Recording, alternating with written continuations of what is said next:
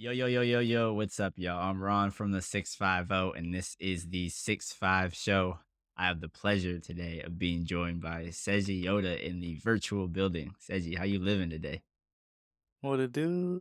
I'm in the virtual building and I'm revealing myself. Uh, okay, we Uh, got the, the interview. yeah, very gently too, if I do say so myself. Um, yes, this is You gonna know be a, us. a gentle interview. I rock with the song. The song is amazing. Um, I think it's kind of like a juxtaposition between two very important worlds, two very different worlds, very much. Mm, And you kind of alluded to it back in February when you posted a tribute to Black artists, both musical and martial. You said during Black History Month, and on this post you said lo-fi wouldn't exist without Dilla, and I wouldn't know how to rap if I never heard a Mac Dre song. In this song, I think I see the story of someone who is trying to kind of balance their piece between these two worlds, kind of like the lo-fi and the hyphy world. So my question is, how do you go ignoramus but still eloquent? yeah, man. I mean, I feel like the lo-fi hyphy is that, bro. It's just duality. Like, I think anybody from the Bay would understand that. It's like we live in this place where there's so many different types of people. Like, you have friends who are on, living great, wholesome life, whatever they're on their, very wholesome. And then you got some other homies that might be in a little bit of a different world. Um, and it's just like balancing that, I think we all can appreciate and learn from both sides of it. So yeah, man, that's where Lo-Fi Hyphy came from. Like the album, me when I first started making that music, and I think that this song resonated with people because it's just the it's like the synthesis of that, you know what I'm Hmm. saying? It's like the lo-fiest hyphy, you feel me? I feel like that's this one. And so it just kinda, that's the one that broke through and I'm hella glad that people are fucking with it. Yeah, it's kind of like the Hannah Montana best of both worlds, thing that we got going on. Hey um, man, shout out, Miley Cyrus. yeah, shout out Miley Cyrus. Shout out Miley Cyrus. Um, Actually, I don't know about that one. I don't you really you know, you have really rock with Miley. If you I'm do, you know, neutral. okay, Yeah, that's a early, hype, Imma say for okay. that one. She did some weird shit, I feel. Yeah, So I can't no shout outs for Miley. okay. We're deleting the Miley Cyrus shout out, but it's all good. It's all good. Uno reverse. Like, no disrespect, but no respect either. Just kind of like Mhm, a very mhm. neutral thiz. Okay. You have a lot of alliteration on this track. We got Mm. therapeutic thiz, super serene smeeze, and obviously we got the gentle gig. My question is, and if it does or if it doesn't, how does dancing kind of help you with your journey to inner peace? Mm. Real shit, man. I mean, I feel like that one lyric on the second verse where I'm like, "When I gig, all my problems leave through my limbs," you know? Mhm. I don't know if you remember that video from back in the day where it's like, it's like a couple brothers, they're turfing, like, on the corner in the Mhm. rain, and it's like Mm. their tribute to the homie that passed away, and I feel like just watching videos like that, and I just feel like moving your body around, you might not realize it, but it's like it's a way to translate that whatever feeling you're having, like, you can it's like a form of therapy for real, like, I Yeah. think that the alliteration and whatever, it's a way for me to kinda have fun with it and make it a little more silly. Yeah. But at the end of the day, that is really, like, for me, music, dance, art, that's, like, the way that I deal with, good and bad emotions, so I feel like this it helps process shit for all of us that's creatives, like, we make shit because we got shit inside we need to get out, you know? Mhm. Okay. And you brought up 10 toes down, turfing in the rain. Uh, Mhm. I think a lot of your content has to do with like you being outside or you being like, around the earth or in the greenery. Is that intentional? Like do you have this special connection with the outside or the earth itself? Yeah, I mean, well, definitely, bro, we all got a connection to the earth for sure. Shout out Mother Earth. That one I tight. Mother Earth is very Okay. tight, in the best way. I mean, I feel like I just like being outside, bro, and, like, the fact that now I can just make videos of me going to, the beach or whatever, to the forest or wherever the fuck I'm at and just, like, hit my little and Mm, that's all I have mm, to do.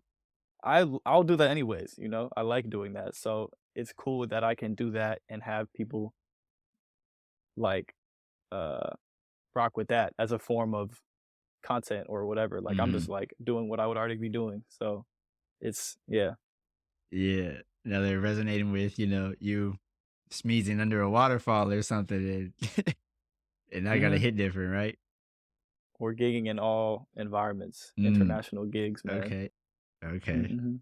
That's what's up. That's what's up. That's definitely tight. That's definitely tight. I've been thinking recently about a lot of like the strategy going into like marketing around a specific song or a specific piece of content, whether it be an album, a single, whatever it is. I've counted at least 9 or 10 different videos of you posting, a gentle gig before it drops. So if you have a plan, if you don't have a plan, can you kind of talk about like the pre-marketing versus post-marketing, or the pre-promotion versus post-promotion energy that you like to give your tracks? Yeah, for sure. I mean, I feel like that's one thing that I learned from just being in the Bay music scene. Like you look at the all the older artists, that's just like it's just prolific. Like I'm putting out 3 albums in a year, like E40, Mhm. fucking Neff, Larry June. Like you look at Yeah.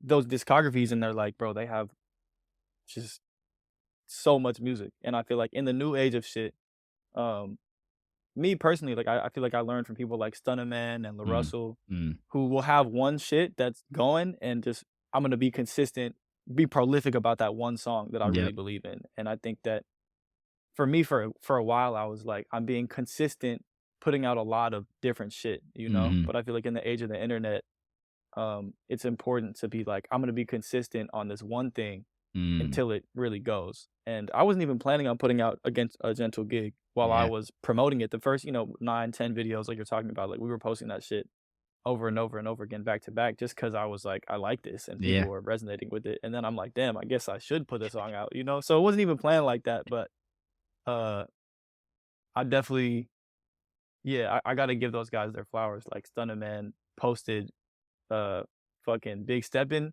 like 500 times for, Yeah. 2 years straight until that shit was on the radio, until he got the remix. Like Mhm. that is I think the new era of, out the trunk. Like we Mhm. have to be prolific and just Mm. continuing to do our shit back to back to back to back and until you recognize it, you know? It's just like there's so much noise on social media. It's like how do you cut through the noise? Yeah. No doubt. No doubt. 100%. You brought up Larry June. There's this Larry June clip that I always see with his Rap Radar interview, and he's talking about, like you say, consistency. He's talking about how his creative process of consistency is like 3 hours of musical creation, or 3 hours of spending time on his craft a day, right? And at the end of a year, that's over 1,000 hours just because he put in three Mhm, hours a day. Do you mhm. have something like that, or do you have like a consistent creative process that you'd like to share? Yeah, for sure. I feel like, I mean, part of the reason I was damn near late to this interview was I was recording some shit. I think for me, Okay. it's like when I wake up is the time that I have the least sensors on myself, you know? Mm. Like I wake up, I can just create straight from before I interact with anybody, before I like start having judgments, before I start second guessing. It's like I'm just gonna wake up, boom, what the fuck is the idea? Here it is. And then if it's a finished song, if it's just like an idea, if it's like a demo, if it's a beat, whatever it is, I think that having that at the beginning of the day for me is like, all right, I already know that I did the thing that was most important to me. Now I can do whatever else is like after that. I can do laundry. I can, Yeah. whatever shit needs to happen. You feel me? Just yeah, and it's gonna be days that I don't do that for sure. Like, but I think having that practice where it's like, all right, it's not like I'm gonna work for 10 hours every day until I burn Mhm. out and then not be able to do it anymore. It's like just giving yourself the rhythm to be like, all right, I'm gonna do this much, and then whenever I need to like take a break, I can come back to it and just be consistent that way. Yeah. Yeah. I rock with that, especially the priority part, right? Like you said, doing the most important things first. I think Mhm. a lot of the stuff, I had a homie, he was asking me. I just met him the other day. He's 19 years old and I'm 28. And he was like, do you have any advice, for a 19-year-old? And I thought about it. I was like, one, you're probably not going to listen to me if I have anything to say because I know 10 years ago, For my real. bad. I know 10 years ago, I wasn't listening to anything, people had to say, but that's just the ignorance of being younger. But if I had advice to give him, I was going to say, like, do all the important stuff that you want to do first and break it down into like micro, right? So don't do it. You can look at it as a whole, but when you think of it like as in like being able to control what you got to do in the present, like every day. If you really love some shit, if you really want to do some shit and you want to knock it out, do that shit first.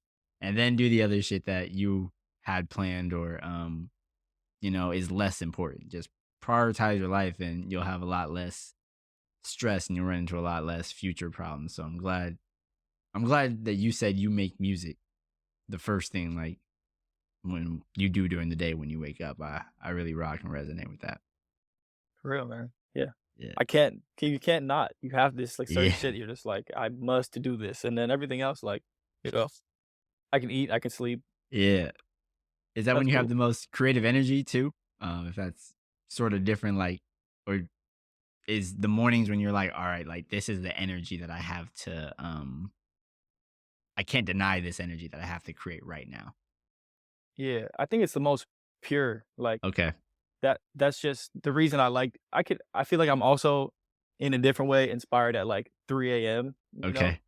But that sometimes is, like, that's when I'll make the gas brake dip, you feel me? That's when Okay. I make the, like, the more turned shit. When I wake up directly in the morning, I feel like that's when I'll make some shit that feels really like, "Alright, this is close to home. This is, like, the most pure feeling that I could have without thinking about it too much," you know? Mm. So that's when you make the gentle gigs and the therapeutic thizzes. Mhm, the very Okay. gentlest, very Okay. gentle morning time, you know? Yeah. I don't know if we talk about that enough in like a hip hop ish esque community type of thing where I think the Mm, first thing that I like to do in the morning, I like to get my glass of water, I like to stretch, and I like to listen to music. Right. In the last few days, I've been listening to Gentle Gig, and it's like sometimes I'll press shuffle or Spotify DJ on my like songs, depending on what I like, and I like a lot of hip hop. And a lot of it is aggressive, and if you start your day in an aggressive way, that energy carries throughout your day and throughout your activities and your emotions yeah, and your yeah, intentions. So it's like just being able to not have to listen to something that might be aggressive or that might be negative towards the community and get my little gentle gig on is nice. It's a good start to the day. It's a really good start sure, to the man. day. Yeah, that's love. You Yeah. are what you eat, man. So it's like whatever shit you're taking in, that's how you're gonna feel. Sometimes you gotta be on some, "Fuck it, I'm on a sick one today. Oh I'm yeah. gonna," you know, I'm bull fucking, hard-heading my way through the day. I think you do that Yeah. sometimes, but Depending on what you got clean. going on. Yeah. And Mhm, sometimes music is a tool too. Like sometimes you need that energy, like you said. You're like, oh, I mhm. need to be this person or I need this type of energy. So I'm gonna borrow it from this artist or this song. I'm gonna use it for something. That's dope. That's dope too. Um, I know it might not have been planned, but what part of the post release marketing strategy was getting reposted by SZA? Hey, man, chalk it up to the universe, bruh, you know? It was just yeah, man, I guess that video, the thing that was the most clean to me was me and my dad. Like, my dad was Mm, singing, like, a opera, Japanese, I don't know if you've seen the movie Princess Mononoke, but mm, it's a Miyazaki Studio Ghibli film, and we were just rehearsing low key. We were rehearsing for the show that we were about to do, and we just recorded that video. So the fact that she reposted a video of me and my dad, bruh, like my dad gets to I don't know, like I don't even think he knows who SZA is, you know, okay. which is crazy. Yeah. But the fact that she has heard my father sing, that just makes me really happy, bruh. Like over Mm, anything, that's just like hella clean. And um, nah, for sure. From that, hella shit has been happening. It's been overwhelming, bruh. Like in the best way. I don't know, man. That's the positive side of like just being yourself fully, like, cause that shit has nothing to do with my music. you know? It's I mean, it's me doing that shit, but it's like my song isn't in there, my it's just like me and my dad doing some goofy shit, really, you know? And then from that, hella people found the song. Hell, she found the song and reposted it, like, for a second time yesterday, so I'm just like, "Yo, this Mm. is" shit all kinda just rolls in. So, yeah, man, that was a blessing. Shout out to the therapeutic SZA. The therapeutic We s is it. yeah, I we're rock locked with in. that. Nah, that's We love that's you. lit. We love you. No, we big fans of SZA. Like SZA's my favorite R&B artist, so when something like Word. that happens, I'm like, "What?" All love to SZA, all love to SZA. No, that was crazy, but, another creative act you do is these virtual cassette tapes or, like, a giant virtual cassette platform. Do you kinda wanna talk Mhm. about what that is and maybe a little bit about your strategy behind that? Yeah, for sure. Um, I think I just realized the way that I listen to my own music is, like, in the notes, right? My iPhone notes or whatever, Mhm. and most of my music that I make is in there. Most of it doesn't make it to Spotify, and I have a lot of people who are fans of my music and are also, you know, I am trying to get to know them as well. You feel me? So I think that I wanna be able to give those people that are, like, really active fans of my shit, like, if you Mhm. want to listen to more of my music, why would I not want that? You know what I'm saying? I'm not gonna put everything out because that would be like, "Bro, I'm putting out a song every day," like, that's too Mhm. much. But I want you to be able to hear the process of, like, my process the same way that I Mm. hear it. Because if you I don't know, bro. Like, as an artist, I just want people to hear my shit, you Yeah. know? And so, at the end of the day, if someone wants to hear it, I wanna give them a way to do it. And, yeah, it's pretty much just like I started out giving like, every month, I would just have, like, a you know, "We're putting all the songs that I made in this shit, and then you can listen to all of them." Mhm. Um, and then we started working with platforms like Even, um, and, yeah, I'm trying to see really what the best platform is. I'm still experimenting with this shit, you know, still learning. Um, but the reason I did it as cassettes was that it's kinda like I just really got into cassette tapes maybe a year ago, Mm. and I love the like, the intimacy and how more it feels really personal because 'cause you're like, "I have this." Like, I would find a random ass mixtape that somebody made at Goodwill, made for their girlfriend in Yeah. 1982, you know? And it's like somebody put work into making this, and I'm the only one that's gonna hear it in the way that they made it, and I feel like I want the virtual cassette to feel that personal and for someone to be like, "Damn, I get to hear this person directly and not, like, nothing no in between shit. This is just, like, whatever however it is," you know? It's not definitely not perfect. Cassettes are very intrinsically imperfect, you feel me? Like, them shits are fucked up. They don't Yeah. sound good. They Yeah. sound bad in, like, a good way. So I feel like that's, like I want the cassette to be that personal, just like, "Hey, look, here's what I have, here's what I made. Enjoy or don't enjoy." And then, you know, um, yeah, bro. I feel like that for me could be like a in the future, I want music to be consumed this way, to be you can just get it directly from the artist and not have to go to another service for it. It's just like, "Hey, here's what I'm making. Here it is. Mm. You like it? You listen." You feel me? That's it. Getting back to the simpler days. No, that's what's up. Yeah, like you said, like there's a grit and like a rawness to the physical forms of music that digital just I don't want to say doesn't have, but I feel like after a certain while, like you can only maximize the quality so much, right? Into like Yeah, a you can try to 9.9. recreate it for sure. Yeah. Yeah, you can try to, you know, not model it and put, RC20 on that shit as much as you want to, but it's not gonna be like, "Human being touched this." Mhm. There's real fucking sound waves happening here, you know? They're not being Mhm. fucking gadoink, gadoink, gadoinked. That shit's just going like this. Okay. On that same wave, no pun intended. um, Yeah, yeah, yeah. how do you feel about AI music then, or AI's role in music? I was thinking about that the other day, bro. Like, if music was that, I was like, "Okay, what if I made the perfect song?" Like, I could boil down all the music that I've made and make, Mhm. like, the perfect song. But Mm. there's no such if that was what it was, then AI Mhm. could make this a song better than any of us could. But Yeah. at the end of the day, it's just like music and any type of shit is just individual. Because I'm gonna make it however I do, and then each person's perspective on it is gonna be different, and like we're all unique in that way. And so I feel like AI, I mean, it's a cool tool. Like people use that shit to do things that we couldn't do before. I'm all Yeah. for like making the best song. So if AI can make me make some shit slap even more than I could on my own, then I'm like, hey, bro, thank you. Shout out to Siri. Like, help me, please. But I feel like it's definitely never going to be something that replaces an artist. Yeah. Like photography didn't replace painting. It's just a different thing. Mm.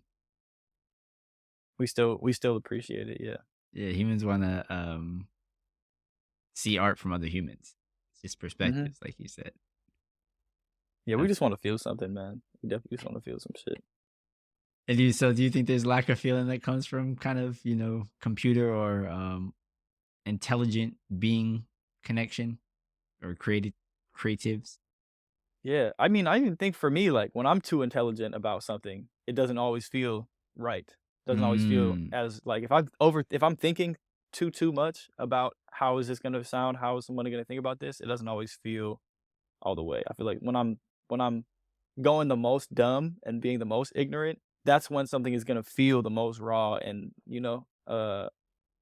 and all AI is just all think, no Yeah. feel. So, I mean, they could make some shit really perfect, but I don't know if they can make some shit really like you can feel it. Maybe they could. I don't, Yeah. that's teachable thing down the line, but they're probably gonna take over the world before they make a number one hit. That's like Yeah. I'm not as worried about that. I'm more worried about them infiltrating the government and shit, bro, and sending drones or something. Yeah, I'm not worried about them making the next Thriller. I'm worried about them like world domination or like erasing all of history and just like gaslighting me into Mhm. thinking I'm a whole different person. But yeah, if they do make some fire, like cool. Yeah, I'm not. Yeah, I'm not mad. That's what's up. That's what's up.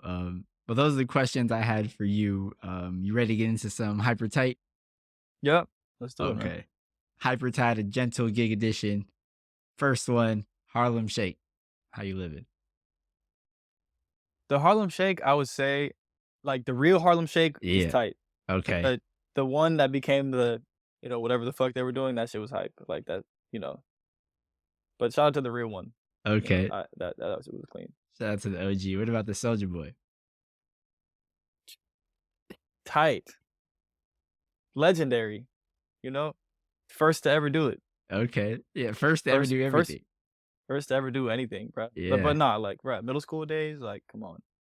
That was Yeah. yeah, Couldn't escape it. Couldn't escape it. yeah. What about the Dougie?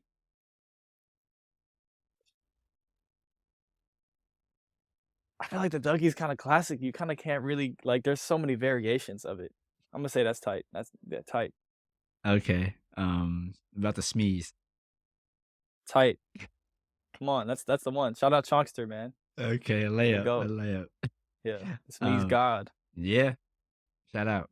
The Thiz Dance. Tight.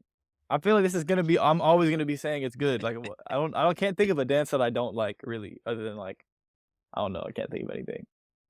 Like, if you hit that shit correctly. Mm. But the Thiz dance and really anything in that world, I feel like is you can do it to any kind of music in Yeah. any speed, whatever tempo. It's just like, "Hey, bro, Imma have my little" That's Yeah. And you can be committed yeah, at different levels too, you know. yeah. Like there's It's people. universal, bro. Yeah.